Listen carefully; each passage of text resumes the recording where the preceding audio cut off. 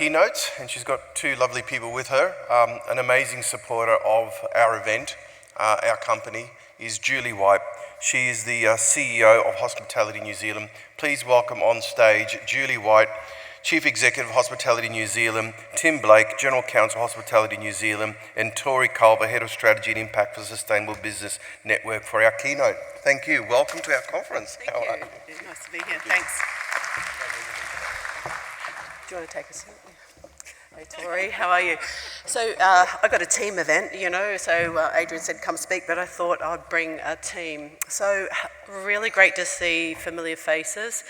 It's been a long time and a hard road. Now I do actually have a presentation. Thanks so much. Okay. Can I just point something out? Next year's FIFA Women's World Cup is the largest event from a women's point of view in one stadium. So New Zealand is going to be first for that. I just think that's phenomenal, and I just wanted to do a shout out for Team New Zealand and for actually leading the charge on that, and we will actually go down in history on that. Anyway, side note, I'm pretty proud of that. So, okay. So, it's not a matter of if or when, it's more about when the travel sector is going to ramp up again. Prior to 2019, here's a snippet. I'm not sure if everyone realises, but the global contribution from a GDP point of view from tourism was an astounding $3.5 trillion. Now, it is actually forecasted to get back to that by 2025. So, look, I think we've got a few headwinds along the way, labour shortage, and I'm trying not to mention the labour shortage in this presentation. But look, from my point of view, I think to complement today's conversation, there's four key pillars that I see are the future that we need to start thinking about. It's technology, data, obviously workforce, and sustainability. It was interesting a couple of sessions before, and also mentioned carbon and CSR.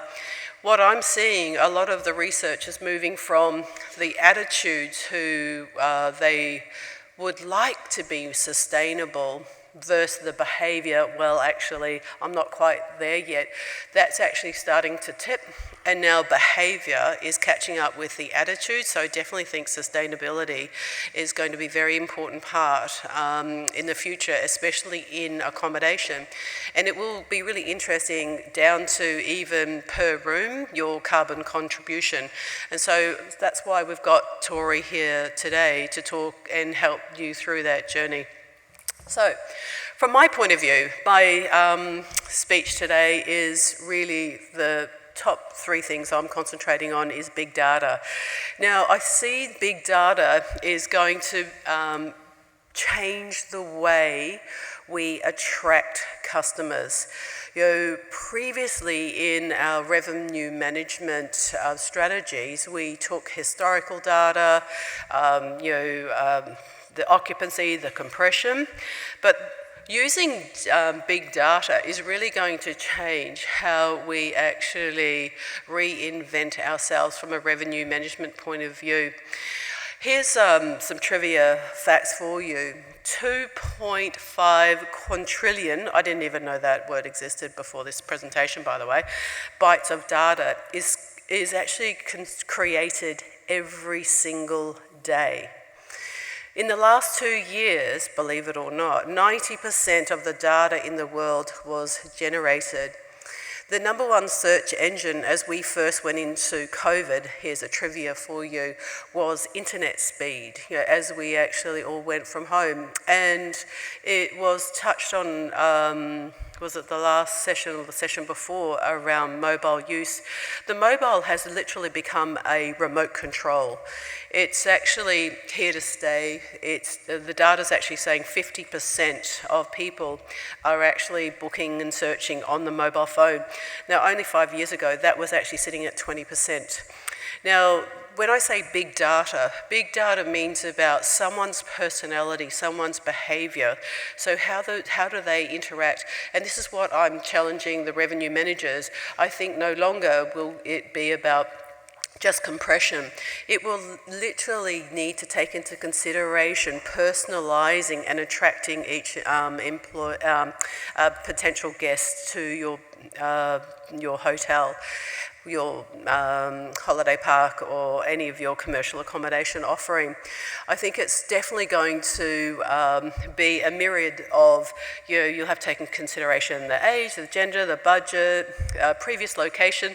So big data will actually be able to tell you what each person's like and dislikes are. So I think when you're thinking about the future, you really need to take into consideration, what does this big data machine mean for you? It's no longer very myopic and very singular. So that's my challenge to you, to take that to the revenue management team. And literally they'll need to become not only data analysts, but marketers and insights as well. So the next, we talk about technology, right? So everyone was working from home quite often, and most people haven't returned if you're in the CBD. So technology has become, we are in a phase of digital disruption. We still don't take away from actually what we provide. We still provide an amazing experience. We actually provide infrastructure to our friends from the business events. There is definitely a halo. We're all connected. But what I'm seeing is that this technology is, if you haven't jumped in, you really need to look at it, and you need to jump in quickly. Technology will really help you with your productivity. The number one question I get asked, no matter what minister I am speaking to, it's around the low margins in our industry, and obviously the conversation around pay more and give more benefits. But productivity, can be seen at two ways. We can do the same thing better, or we can just do better things. So when we're looking at productivity, it's, only a couple of years ago, I don't think we would have really accepted that chatbots or AI would actually be on the increase in attracting your online bookings. But what I'm seeing in all the research from global trends is that AI is actually on the increase. And going back to that big data conversation, it's actually helping you and your team understand trends, and how that personalising, how, going back to again that revenue management conversation, how are you going to attract that individual? They're no longer wanting the upgrade. They actually want more of a personalised experience that actually is really linked to their behaviour. So that's why I think, watch that space. I think that this is going to grow, and it's just another way of actually converting guests. It's not going to replace, all this technology is not going to replace, obviously, the human side that we offer. The other thing that is coming around the corner, and I think it's coming quicker than people actually think, is digital ID. I know this because I'm actually working with the government, for those people who have been around a while, the 18 Plus card, which is now rebranded Kiwi Access. We're actually working with the government, with DIA, around biometrics and about applying online. And so that's phase one. Then phase two will actually be tokenising your digital ID. So the roadmap is in 2023, we in New Zealand could possibly have potentially the first in the world a digital ID. So what that means is, goes back to the new framework under this data sovereignty, is that each individual person owns their ID, and they only share the information that they want to share at any point in time. So the whole wide web governance is actually changing. There's going to be digital passports in not too distant future. I haven't heard of anyone rolling that out yet, but this is only around the corner. So therefore that will actually change and have an impact in the accommodation space as well. I think also the technology gives you an ability, especially around your AIs, chatbots and that, is you can engage actually with your customers before they get there. And I think that's the new norm, is thinking about how you can use technology. So if I flip over to the other side of the page around the guest experience, how does this actually land? So you like Adrian said, make sure you've got a great website. Absolutely. Make sure your search engines, make sure you're able to be found. Absolutely. But what about virtual reality? And I know you've got a great session tomorrow on photos, but what about the virtual reality? So when people are in the dreaming stage and looking, do you need to actually have a virtual reality tour? I know some of the accommodation operators, especially around their conferencing space, you could do virtual tours. So I think this is actually something that's going to grow, and it's only part of the booking conversion. But I think what goes hand in hand with that is that actually when your guests arrive, so you have this virtual reality tour, so you convert the guests, welcome them warmly, thanks so much for coming. Then when the guests are there, you can bring that perception to life. So when they actually go to take a photo of something, they actually get an augmented reality experience and some facts and stats about that amazing water feature or the view that they've got. So I think these are the type of things from a technology point of view that's actually going to land in our sector, and it's going to come quicker than we all think. Obviously, contactless entry got amplified through COVID. I think we all know that. There was already some of these keyless check-ins, replacing the VIN cards. But what, again, is around the corner, and it's the work that we're doing with DIA around this biometrics, not too far away. And I actually think it's the Marriott in China is the only hotel you can actually check in through biometrics. So this is actually coming. So there will actually be the possibility through irises, fingerprints, and through biometrics. So this space is actually moving with pace, and it will all start with the digital ID. So just keep an eye out for that. And then I don't want to steal Tori's thunder, but look, as I said, I get to speak with a few ministers. Quite often we disagree. But what is the constant theme, and it's coming out of the World Health Organization, is the regenerative tourism narrative. So what does that mean in accommodation? I think it's going to, as I touched on before, what has changed is people's attitude. Oh yeah, I really believe in that, but then their behaviour didn't match it. When they actually did, offset carbon with the monetary. So it was really interesting, Kelly, to hear about offsetting your CSR and your carbon through loyalty. So that would be really interesting to find out how that lands. But I think what's happening right now in the next 12 months, when we talk about sustainability, when I'm talking to the industry, their number one priority is literally to survive. So I think after we get back to that survival, we really do need to actually look a little bit further, and what does sustainability actually mean for us as an industry? Because it will actually end up driving guests. I actually see it as the new Wi-Fi. 20 years ago, we all just saw it as, those people who have been in the industry as long as I have, when Wi-Fi came in, as a hotel, in sales, we were like, we had to actually on-sell the charge for Wi-Fi. Now it's an absolute given that you will go to a venue and they will have Wi-Fi. So this is where I'm predicting the sustainability journey will be, that you will be on your carbon zero journey and you will have offsetting. So, and I'm sure Tori will touch on this, but I do think this is, it is complicated, and I know Tori's got some tips and tricks to actually start, but my recommendation is just to start, because this is going to become very important.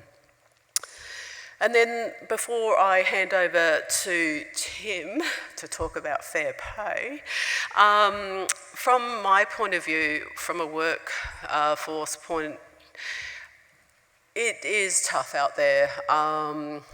The good news is, a little bit of good news, we have a meeting with the Minister, Friday week with the Immigration Minister. We look like we're going to get some reprieve on the chefs, so those people who have food and beverage outlets, so that will be unpicked, but it'll just take about a month or 6 weeks. But I wanted to actually, this is a global issue, and I want to emphasise, we're all COVID fatigued. I know everyone's doing it tough. I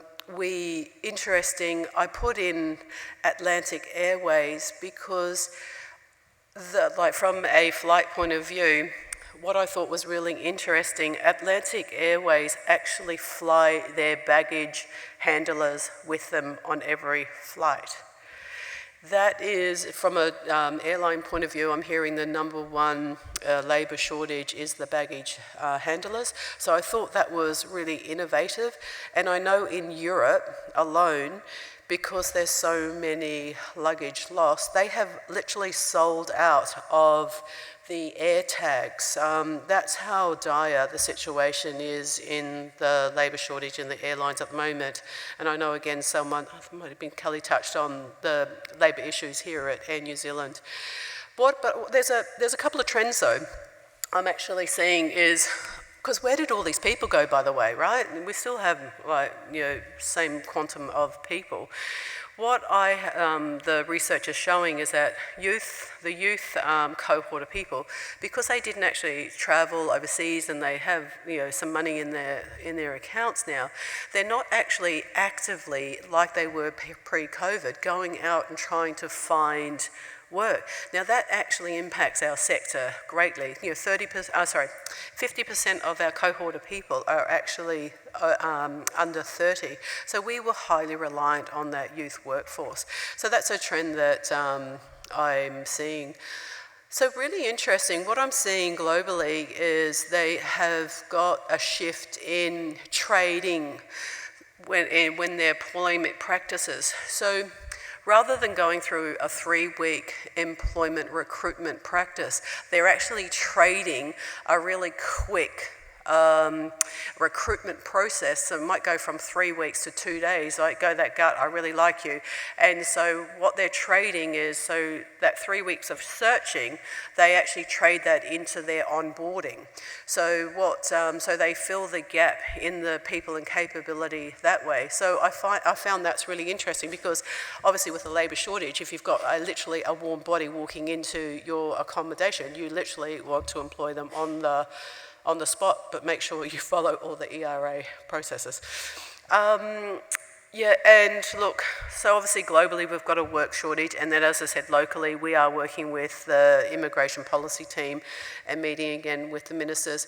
So there's something that we're exploring with a collaboration even with Australia, is actually creating a RSE for this industry.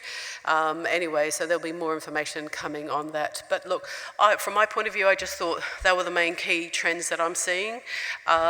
It is pretty tough, the COVID fatigue, but as I said to you, it's not a matter that we don't have a demand issue, we've got a labour shortage, it's a matter of time, so can we actually trade through this?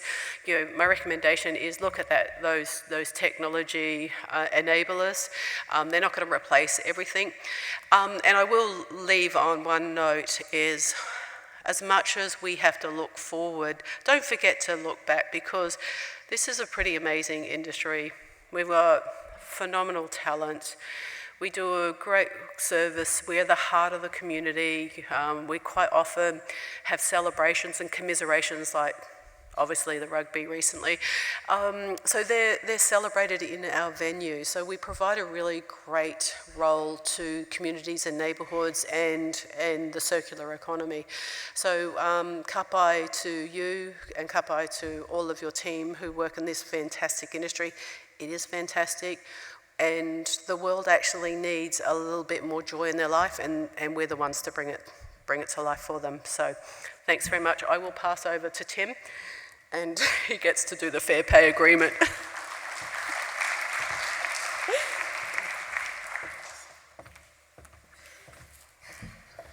Good afternoon. So I'm going to talk mostly about fair pay agreements, and the reason that I'm talking about them is that they are on the horizon and they're going to have a big impact in the employment law space, and a lot of you will be involved in the management of businesses or will own businesses, and therefore employment law issues are very relevant to you. And of the various changes on the horizon, fair pay agreements is by far the biggest, the most significant. It's not the only one, and so I'll just touch on a couple of other things before I get into fair pay agreements. Also on the horizon is changes to the Holidays Act. We'll probably see those changes come in over the next 18 months, and they'll involve new rules around how holiday pay is calculated, probably see sick leave and family violence leave entitlement start from day one. New rules around when you can pay someone their holiday pay on an 8% pay-as-you-go basis. New rules around annual close downs. Some clarification, but unfortunately not enough to tidy up some of the confusion that's been going on for a long time when you actually get into the nuts and bolts of how to calculate people's holiday pay entitlement, particularly if they work irregular hours. Another change on the horizon is the income insurance proposed legislation, which would, if it comes through, will basically be a government-run redundancy insurance scheme that will work much like ACC and will probably be administered by ACC, where workers will be able to get 80% of their income for 7 months or so after they lose their job, if they lose their job on a no-fault basis. We don't know exactly what that means, but would obviously apply to redundancies and probably apply in some other situations like medical termination. It's a scheme where both employers and employees would be expected to contribute, much like ACC, and there's a proposal of that contribution would include a levy on wages or salaries of 1.39%. Another change that's happening at the moment in the employment law space that's quite relevant to the accommodation sector, nothing to do with new legislation though, is a growing awareness that a lot of workers in New Zealand who are classified as casual workers don't actually meet the criteria for a casual worker, that don't meet the legal criteria, and that's more happening as a result of a growing awareness of the issue rather than anything else. And it can bite employers in two ways. One is that if you're paying someone on a 8% pay-as-you-go basis because you believe they're a casual employee, and it turns out that they don't meet the legal test of a casual employee, then you're potentially up to pay them their holiday pay on the normal basis, but you don't get back the 8% that you gave them, and that doesn't count as a credit. You have to end up paying their holiday pay twice.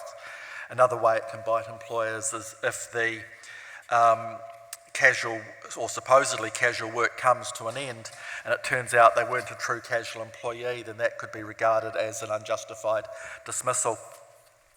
Under the proposed changes to the Holidays Act, one proposal was that employers should review casual employment relationships every 13 weeks to see if they really are casual, and that's probably a good thing to be doing at the moment.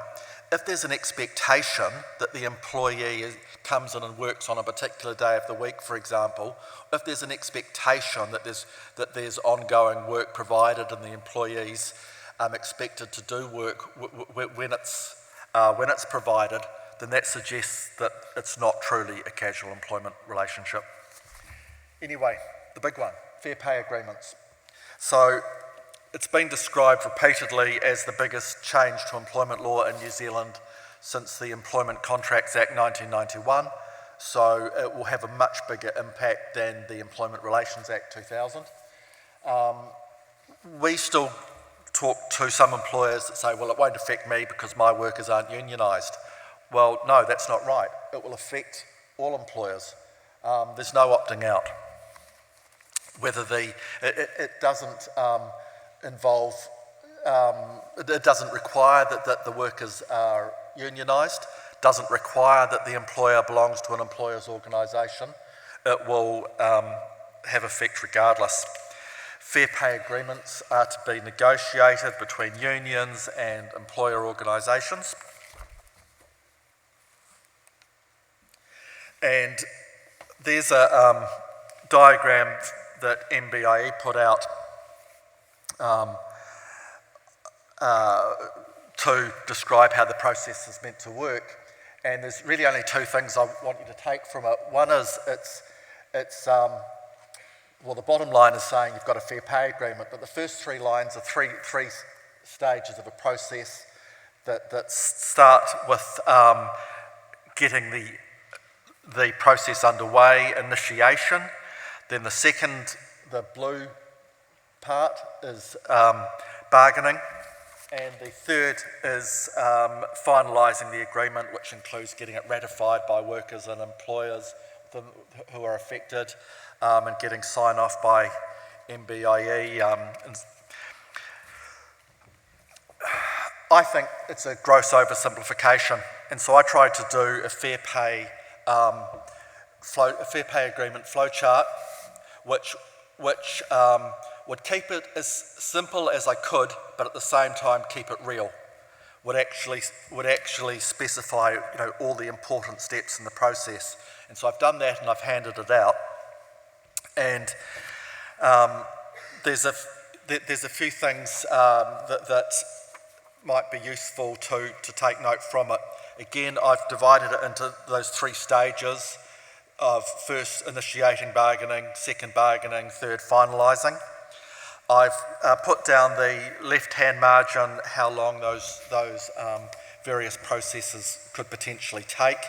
And the initiation, in my view, could take anything from 2 to 9 months, the bargaining 3 to 6 months, the finalising 3 to 9 months, depending on how smoothly it does or doesn't proceed. So it's a long, drawn-out, complicated process, I suppose, is the point that I'm making. It's also a process where there's quite a lot of potential involvement at different junctures where parties can't reach agreement for things to get sent off to the Employment Relations Authority.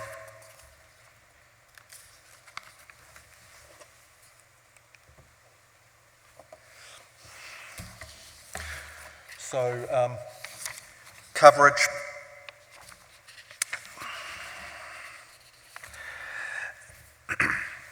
There are a number of things that need to be covered by a fair pay agreement.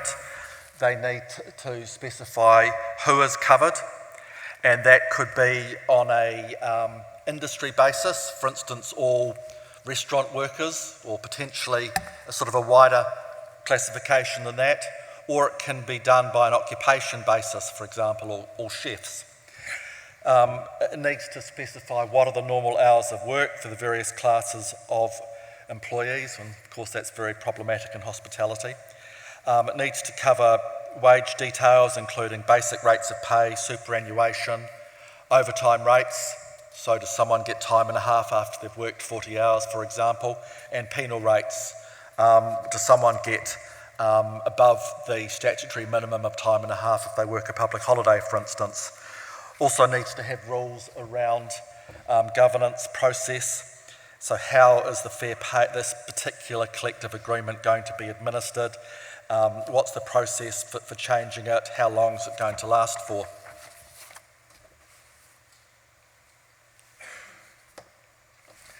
There are also other topics that are not mandatory but must be at least discussed and part of the bargaining process. They include what's the objectives of the proposed fair pay agreement, what are the health and safety rules that are going to be set out in these collective agreements, what are the rules around training and development, what are the rules around flexible work, what are the rules around leave entitlements, what are the rules around redundancies.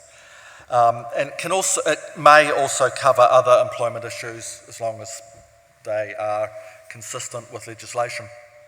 So what you can see is that we're looking at quite comprehensive agreements. It looks like they're going to be more than just skeleton agreements, for people to then have individual employment agreements tacked onto to flesh out. They look quite comprehensive. They look to me more like we're expecting more comprehensive agreements than what you see, for example, under collective bargaining in Australia. So there are concerns. One of the concerns is the issue of compulsion, which is a practical issue and a philosophical issue. The other is that the procedure seems quite costly and who's going to pay for it. Another is, and this is I think particularly relevant for the hospitality, the one size does not fit all sort of concern, that different hospitality employers can offer different sorts of benefits to workers, which can affect workers' choice about whether they want to work at that place or not. And it can also impact on choices about whether someone's willing to take perhaps a lesser rate of pay because of the other good things that go with working for a particular employer. And there's concerns that one size fits all kind of does away with that. Concerns about how complicated and slow they are. And we know during COVID times we needed to be able to pivot quickly.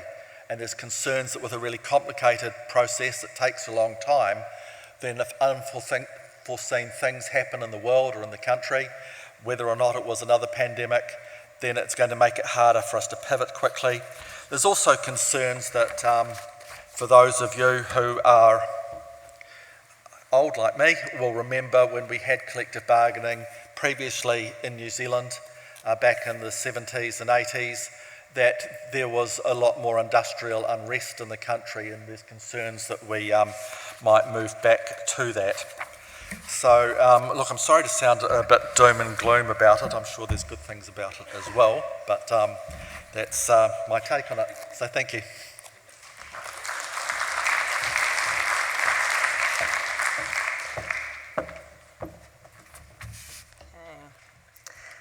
Kia ora koutou, ko Tori Calver tōku ingoa, ko te mata te maunga e ru nei taku nako, ko tuki te awa e mahia nei aku mā harahara.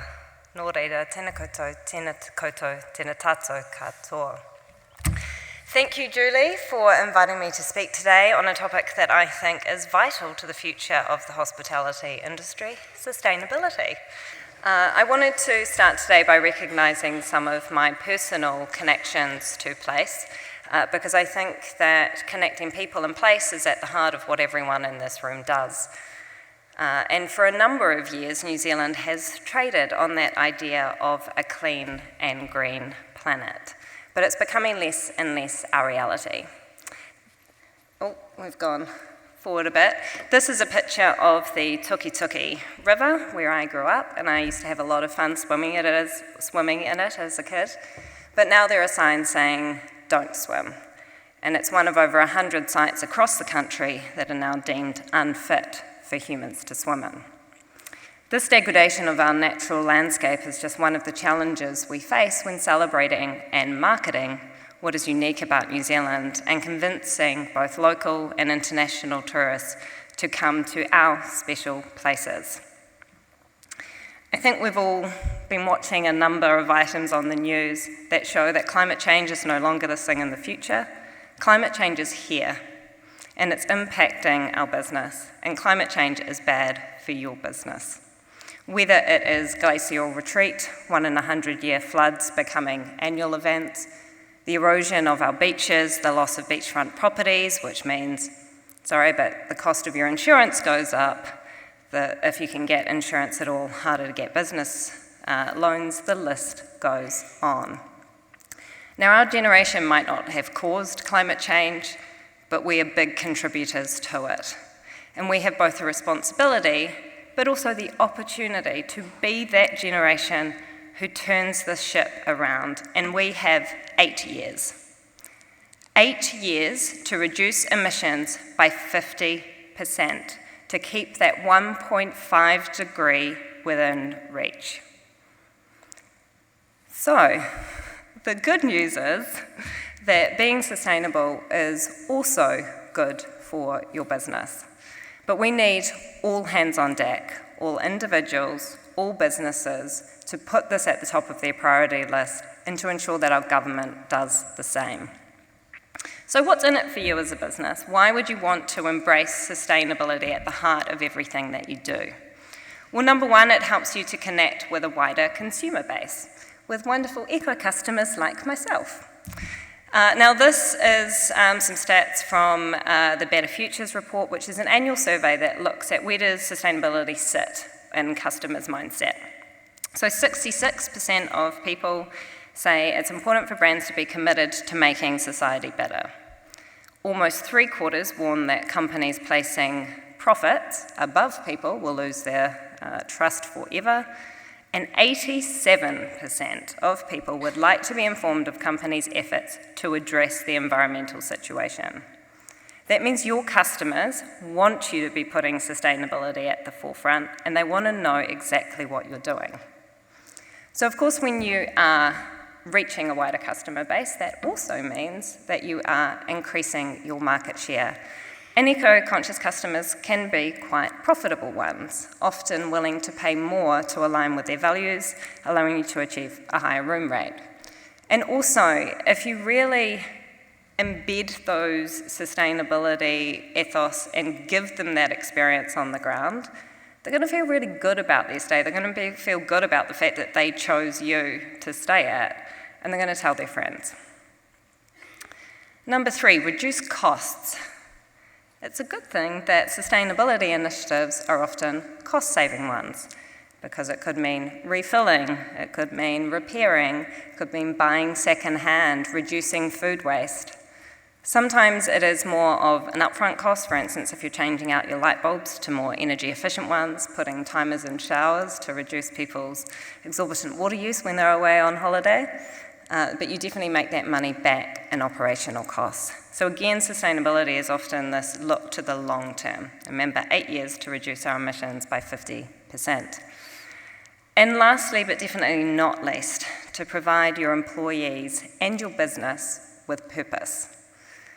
Eco-anxiety is on the rise. It's one of the key reasons I left tourism and started working in sustainability, because of one of the most impactful ways you can combat your eco-anxiety is through taking action.